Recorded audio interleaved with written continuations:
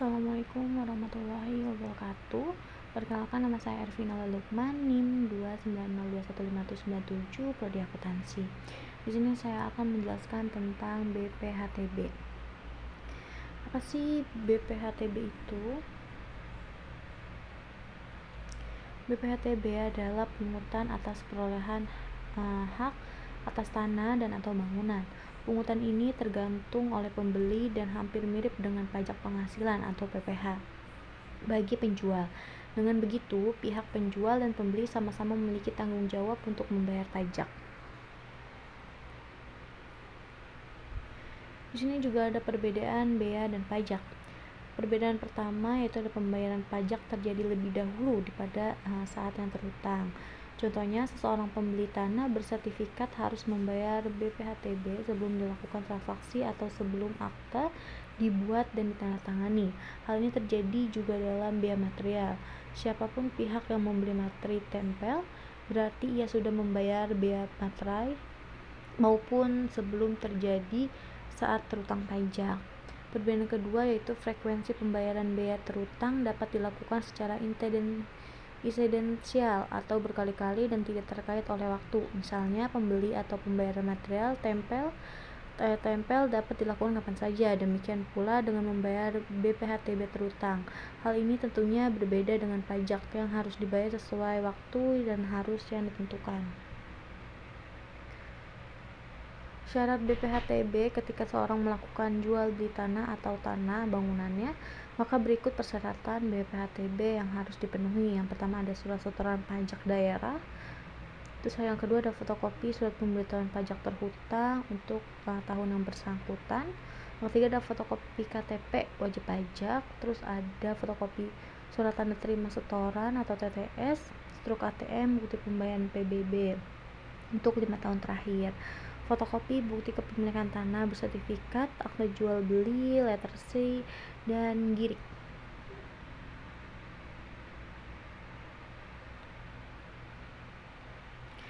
Cara menghitung BPHTB itu ada perumus dalam menghitung tarif BPHTB adalah tarif pajak 5% dikali dasar pengenaan pajak atau NOP dan NOP dikurang NOP TKP.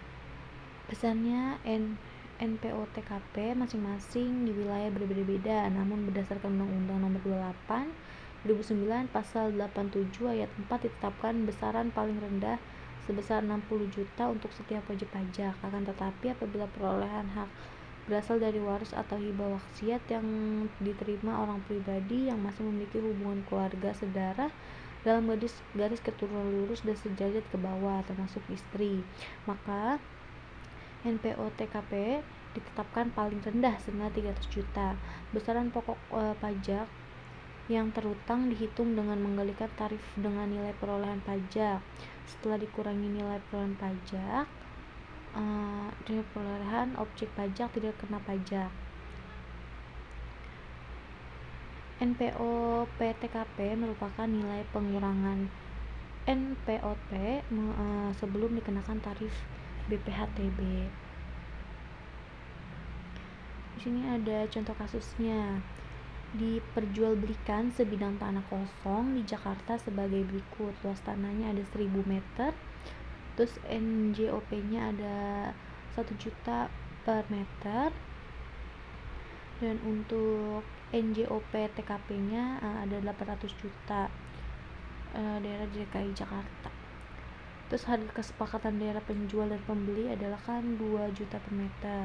Maka nilai PONTPE transaksinya ada 1 juta dikali 2 juta. 1000 dikali 2000. 2000 ini dari mana? Dari luasnya. Luas bangunan adalah 1000 meter per kubik dan harga jualnya itu ada 2 juta per meter. Jadi hasilnya ada